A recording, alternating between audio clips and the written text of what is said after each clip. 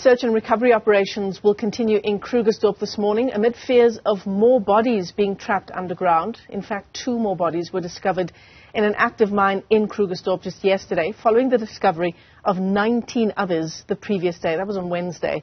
Mnisi is in the area once again for us this morning and joins us live for an update. So is it at this stage search and recovery operations, Linda? What are police telling us about what they think happened at that active mine?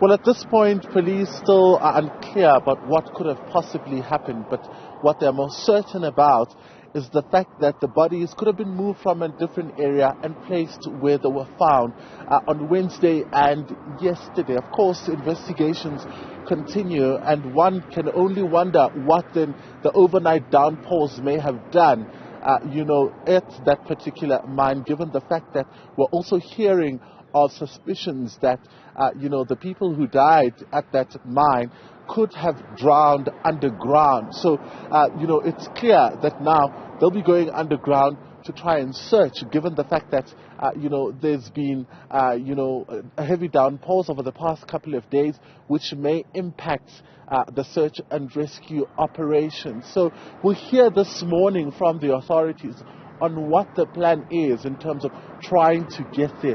But it's also quite important to note that it is not an easy area to navigate, given, of course, the nature of the area itself and where it is positioned. I spoke to the Mnisi city mayor yesterday, Michelle, and he was telling us about how, the situation underground and how the area is just open and how illegal miners are able to move from one mine to another, underground without being seen by anybody. And this raises questions around, the mine owners and what they're doing to try and secure the mines themselves. I asked also about the issue around security.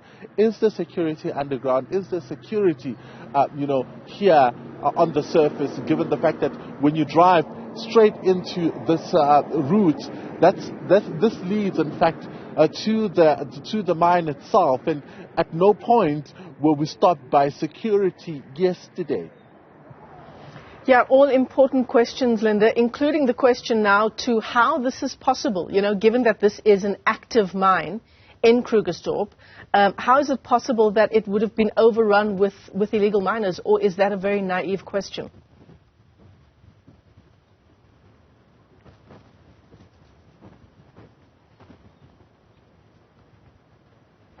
Not at all, Michelle, given how freely, from what the Mnisi city mayor told us, given how freely these illegal miners are able to navigate from one mine to the next. It also speaks to issues of compliance.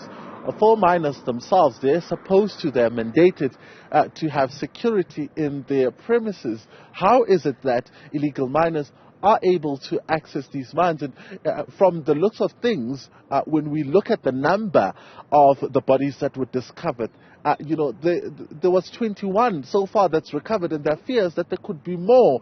So how big is the problem of illegal miners being able to access these mines?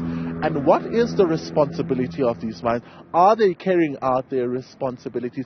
Do they know that these things are happening underground? Absolutely, all important questions, hopefully, that we will get some answers to, given that the death toll from whatever happened at that mine now stands at 21. Linda Mnisi, thanks very much indeed for that update live to us in Krugersdorp.